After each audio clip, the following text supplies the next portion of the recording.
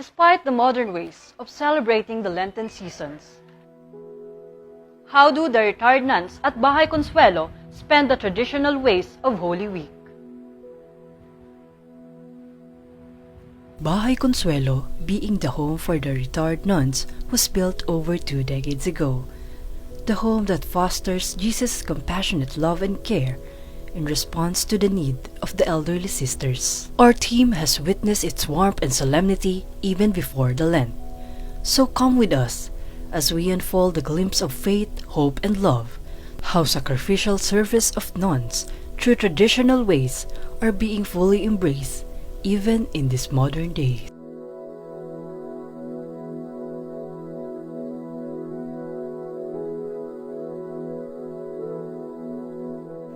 Good morning. I'm Sister Cristeta Grana OSA, member of the Augustinian Sisters of Our Lady of Consolation. So this is only for the old sisters, for the elderly sisters and our sisters who are sick, yung bagong opera, mga ganon. Ito yung chapel namin. So dito kami naga-lauds, naga-vespers, sa tanghali, no, at 11 o'clock, they have the holy hour.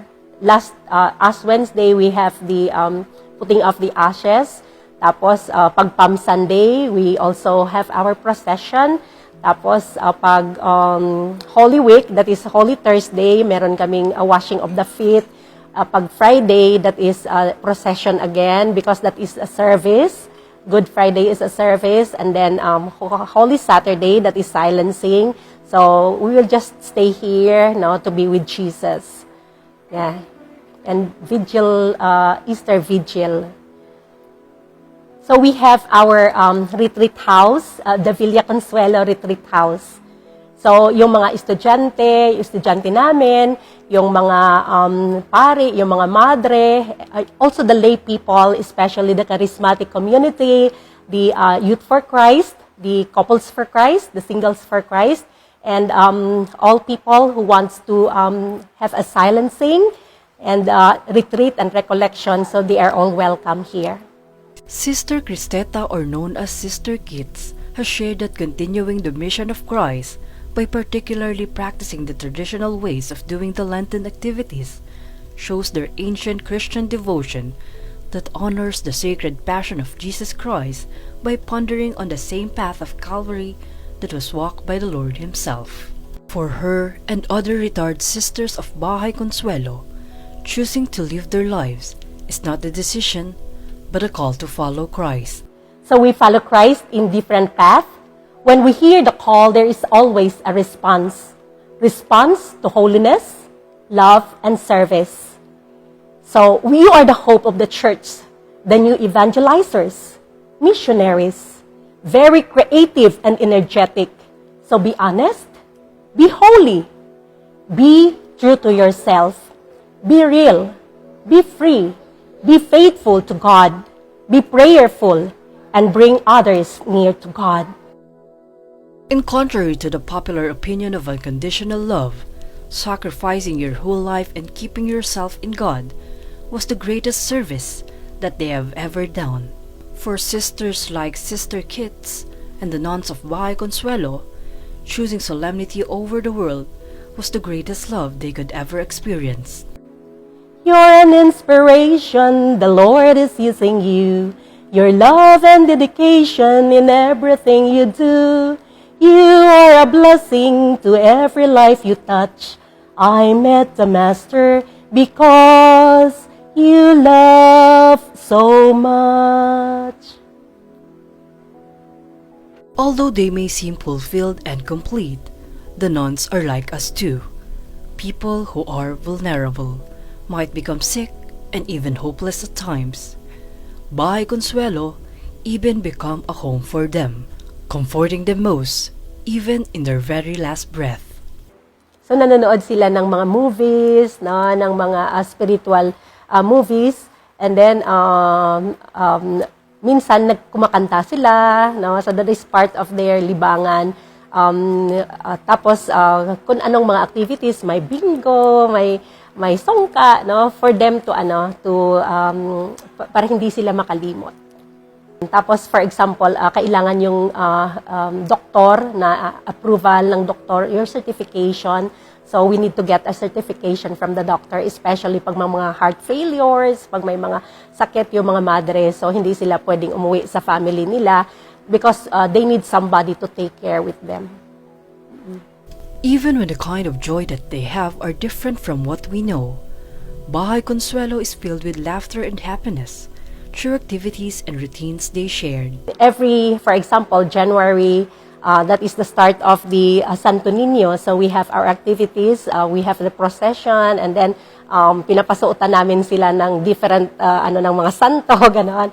Tapos pag February, we have our Valentine's Day presentation. During their birthdays, we also provide what they need, no? And dahil pandemic, no? So at saka para hindi masyadong magastos.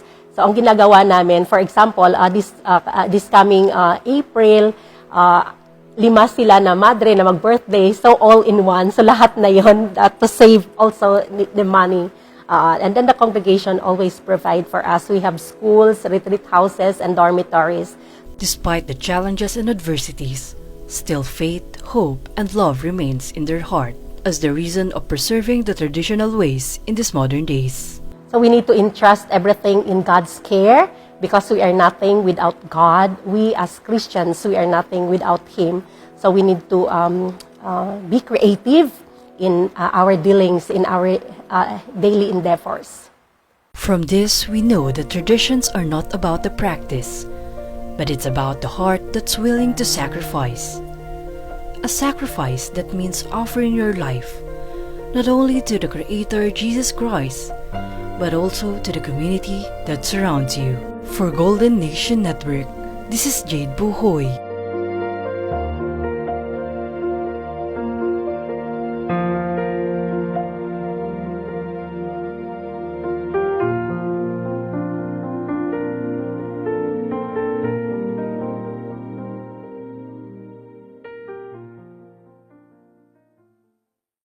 Papuri sa Diyos sa kaitaasan.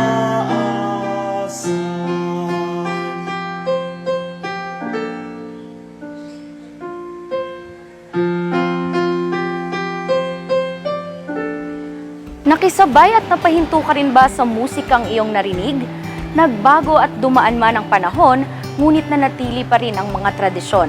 Kabilang narito ang mga musikang ating naririnig sa simbahan. Pero paano nga ba natin mahihikayat ang mga kabataan ng makabagong henerasyon na mapagtibay ang kanilang pananalig sa Diyos sa paraang katanggap-tanggap, sa pandinig at pananaw ng mga nananampalataya? Kasi parang nakakagustos ko. Para sa akin, okay na. Kasi parang hindi naman siya nagmimin ng kahit anong disrespect sa mga songs. Parang nilalagyan niya lang ng konting twist para siguro makasabay sa trend ngayon.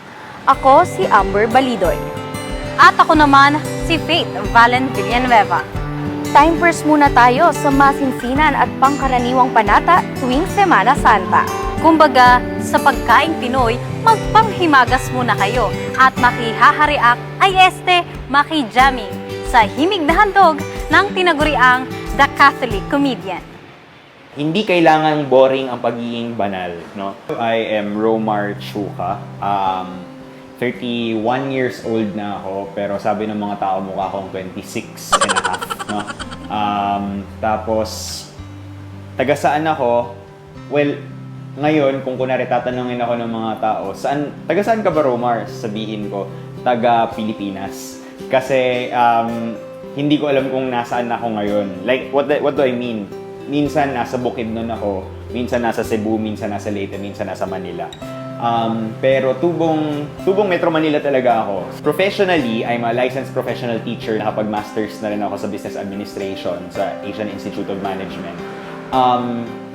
Pero nagtuturo ako, usually, kung bet ko, kung gusto ko. But I'm also a content creator by profession. I'm also a Chief Operations Officer of a business that we're trying to set up in Bukidnon. I'm also a business consultant. I'm also a choir director at marami pang iba. I've been playing the piano since 2008. 2004 actually nagsimula na ako sa pamamagitan ng piano na to, itong sirang piano na to. Nag-piano lessons, nung kakabili lang namin nung piano na to, may libre siyang piano lessons. Hindi ko nagustuhan kasi alam mo yung medyo strict ang teacher na ay, dapat i-memorize mo yan. Yung mga ganon. May natutunan ako kahit paano, pero parang it was more of pilit. Kasi dapat tapusin, sinabi ni mama. Pero nung 2008, nung bahagi na ako ng isang theater group sa Ateneo de Manila High School, kung saan ako nag-aral. Itong theater group kasi, sinasabi ni Mr. Pagsi, yung founder ng theater group namin, na dapat by 4th year, meron kaming alam na instrument na tinutugtog. So second year pa lang, tinuturuan na kami. And para saan yung pagtugtog ng instrument? Para makatugtog kami sa misa. Kumbaga, ang goal nun is to use theater and music as the apostolate ng theater group. Para sa akin, para sa isang creative na mind, talagang sabi ko, uy, wow, this is nice. So talagang natuto ako, and I think by the next 3 or 4 months na ang nangyari was pinapatugtog na ako sa misa nung panahon na yon. Yung content creation ko, well, nagsimula siya sa parang it's me mixing faith with humor, no? Kahit hindi kahit minsan sa pagsasalita ako hindi ako nakakatawa, at least yung mukha ko default nakakatawa, no? Pag tumingin kayo matatawa kayo. Pero yun yung ginagawa ko, humor with faith, kasi usually kapag mga content creators pagdating sa faith, madalas kapag kunwari humor naman, barubal, no, na kung ano-anong mga pwede lang na mapagtawanan. So ako, sabi ko, wala masyadong marami ng content creators pagdating sa humor, marami ng content creators pagdating naman sa faith, pero parang wala masyadong content creators pagdating sa humor and faith. Alam mo yung mga kwentong simbahan na mga bloopers tuwing nagmimisa, yung mga usual na pinagdadaanan ng mga taong namumuhay sa parokya, sa parish. Pero eventually nag-explore na rin ako ng iba't ibang mga content. I guess I'm more of a person who tries to erase the line between what you call secular, or yung sinasabi ng mga tao na makamundo. Pero iba kasi yung connotation ng makamundo what is yung here in the world, no? Yung what is normal, what is pop culture, with what is faith as well. So, I try to at least blur some lines to at least allow the Holy Spirit to also permeate the lives of normal people as well. Sa kasalukuyan ay mayroon ng mahigit 435,000 followers si Mr. Romar Chuka sa kanyang TikTok account, 227,000 followers naman sa Facebook, at mahigit 2,000 subscribers sa YouTube. Ngunit paano nga ba dumami ng ganito ang sumusuporta sa kanya at paano ito nag-umpisa? Well, may Innova kami. Yun yung drive. Joke na, sorry. Yung nag-drive sa akin to, not necessarily kasi career ko siya, I guess pwede natin sabihin na vocation ko siya. Yung vocation kasi is more of a summon or a call, no, from the Lord, no. And I think itong content creation ko is a call from the Lord to respond to what's happening in the world right now, na some people are lost, some people are do not find God in all things, no, in the everydayness of things. Therefore, I think yung humuhugot sa akin dito is more of, sinasabi ko sa sarili ko, hindi aandar itong vocation ko na itong tawag sa akin ni Lord kung hindi siya buhat ng dasal at hindi siya buhat ng patuloy na contributions ng iba't ibang mga tao at inspiration sa buhay ko. Siguro, may confidence ako to do this because, yun nga, nakapagturo ako ng Christian Life Education for 3 to 4 years sa Ateneo. At favorite subject ko talaga nung college ako. Even if sabihin natin BS Management yung natapos ko, no? Pero favorite subject ko yung theology at saka yung philosophy.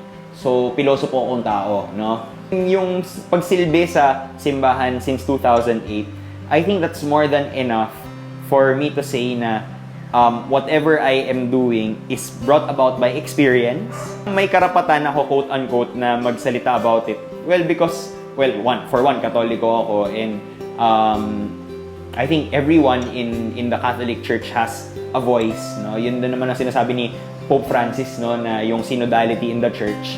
Ano ba yung synodality? Yun yung lahat mapalay or pare or obispo may karapatan para magsalita at dapat mapakinggan kasi hindi naman ang simbahang Katolika hindi lang naman siya yung pare o yung mga madre o yung mga obispo. That is the structure, that is the hierarchy. But the church comprises not just of the church stone, no, yung walls, but also yung tao, no, which is yung laity or yung lahat, no. Hindi ako takot. Parang kung tatanungin pagdating sa mga bashers, sa mga ganyan, I think everyone naman na who wants to be an instrument for the Lord will have bashers, will have people, the naysayers. However, minsan pa nga ang naysayers are not the people from outside of the Catholic Church but inside, no? Si Lord lang naman ang bahala at siya talaga ang makakasagot kung hanggang kailan lang itong ginagawa ko. Sana naman hindi hanggang bukas lang. 2021 ako nagsimula as the Catholic Comedian. Bakit ko naisip na The Catholic Comedian yung gawin kong Facebook page? Aba, ewan ko. Na tinopak lang ako one day na parang, sumisikat yung mga videos ko na about the Catholic Church, experiences ng mga tao sa parokya, tapos nakakatawa siya. So, sige, Catholic Comedian na lang. Wala akong iniisip nun talaga during that day.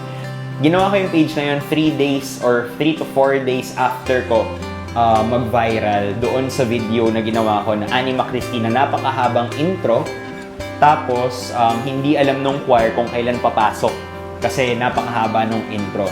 And ang dami nakarelate nun, ang dami nag-send sa akin nung mga haha-reacts, malaki na sa akin yun na mag-50 reactions, tapos ma-share siya ng mga 8 times, tapos parang, wow, saan to papunta?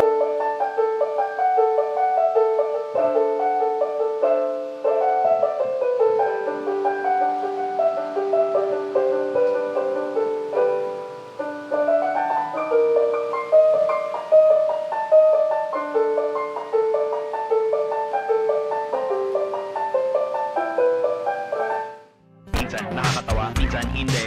Romar Chuka, the Catholic Comedian. Break it down. Amen. Sa kabila ng pamamayagpag bilang content creator at sa posibilidad na komentong kanyang kaharapin mula sa madla, kumpiyansa siyang isinasakutuparan ang kanyang layunin. At ito ay ang paggamit sa kanyang humor sa pagpapalaganap ng pag-ibig ng Diyos, mapaawit, tugtog at maging sa pag-arte. Bukod sa pagkanta sa simbahan, bukas palad rin siyang nagpapasinaya sa mga gawaing panrelihiyon tulad ng recollections, retreats, consultancy at training, pagsulat ng libro at iba pa bilang isang social media missionary na bagamat malayo sa kanyang natapos na propesyon ay buong pusong naging bokasyon. As a content creator, ang downfall ng isang content creator, well, tulad ko is if I just look at the views, the number of views, the number of followers, ang nangyayari tuloy, naging competition siya. And kapag naging competition, there is friendly competition, pero if the end all and be all ng ginagawa ko is just the numbers, may nawawala eh. May nawawala dun sa meaning. Kasi maubusan ka rin ng ideas eh. No? And sabi ko, shout out talaga to the Holy Spirit. Kasi dun tayo kakapit for inspiration. Minsan, ang Holy Spirit, it's the Holy Spirit's prerogative to either give you inspiration or not. No? Ang plans ko ngayong Lenten season ay, of course, to go through the basic rituals of the Lenten season, which is yung to go to at least one Christmas. Hindi Christmas kasi Christmas kasi Pasko yun. Pero ang Christmas is yun yung blessing of the oils ng diocese. Magbisita iglesia, mag-stations of the cross, mag-veneration of the cross, mag-procession, attend Easter Vigil, etc. Yung mga ganyan. Because, ano siya para siyang tibok ng puso na kapag hindi mo, maskip mo yung tibok ng puso yan, mamamatay ka. Di ba? Parang, yun yung bubuhay at bubuhay sa akin, yung rituals. For me, the real thing is always better. Yung you going there and being present is always better. Yes, we can find God in all things, even through social media. Yes, you can attend Mass, no one's stopping you. But I guess, going through the real thing, which is the real presence of the Lord in the Holy Eucharist, and meeting people, not just inside the church, but outside the church, yun to give almsgiving, to go to outreaches, to have encounters with the least last lost or yung the poor. Yun yung mas magpapalalim sa pananampalataya nung kabataan. Kasi I think yung kabataan ngayon, they're fed up with yung just the rituals but not understanding the reason, or parang saan nila i-connect yung pagiging woke nila. Yun, di ba, yung woke culture ngayon, yung social justice, sa pamamagitan ng pananampalataya. Which I could convince them na meron at meron talaga, because Jesus himself was a social justice person who fought for the oppressed and those who were not belonging to society. Hindi kailangan boring ang pagiging banal, no? There are times that, yes, we have to be serious about it, but there are times na pwede namang happy at pwedeng maging joyful, especially during Easter. There are times... Yun lang, sorry. Gusto ko lang ipsali. Angel has flown away from me, leaving me in drunken misery. Maawa ka sa amin, Kordero ng Diyos, maawa ka. 'Cause this angel has flown away from me. I will be obsolete, but I hope the message would stay, which is hindi kailangan maging boring ang pagiging banal, and that God is there with you regardless of where you are. Kasama ka ni Lord, no? At mahal na mahal ka ni Lord. And sa lahat ng mga nanonood, bili kayo ng libro ko, which is yung Catholic Comedy libro na nandito. Isa ko siyang libro na sinulat sa lahat ng mga nandyan, para siyang joke book, no? Pero nandun din yung mga iba't ibang mga serious stuff na mga reflections ko at yung mga kalokohan, mga religious kalokohan. I invite everyone na to also look at this project that I'm doing, which is yung Sumilaw Symphony. I'm inviting people to watch this one-night-only concert na gagawin ko with a flutist na si Jay Gomez. Siya yung tumutugtog ng flute sa mga Jesuit Music Ministry ng mga albums. If they're curious, they could go to my my page and then also look at that if they want to have a different kind of religious experience this coming May 11 to 12, which is also, not coincidentally, sinadya ko siya, my 3rd anniversary as the Catholic comedian. Ika nga ni Mr. Romar Chuka, ang pananampalataya ay hindi kailangang boring. At kung inaakala natin na malayo ang Diyos, sadyang malapit lang siya sa atin kung ating gugustuhin. Malaya tayong gumawa ng paraan upang mapagyabong palalo ang ating koneksyon sa Kanya. Si Romar Chuka, o mas nakilala bilang The Catholic Comedian, ay isa sa mga buhay na patunay na hindi boring ang pagiging Kristiyano. Kahit ilang henerasyon pa ang umuspok. Mapabata, matanda, may ngipin ka man o wala, maaari ka pa rin makapagbigay ng halaga sa sakripisyo ng poong may kapal, habang tinitiyak na hindi nakokompromiso ating pananampalataya. Muli, ako si Amber Balidoy, nagpapaalalang makiisa sa talaan ng mga banal na gawain. At ako naman si Faith Villanueva, na nag-iiwan ng mensaheng naway mas lalo nating paigtingin ang ating pananampalataya, higit lalo ngayong Semana Santa. Sheesh!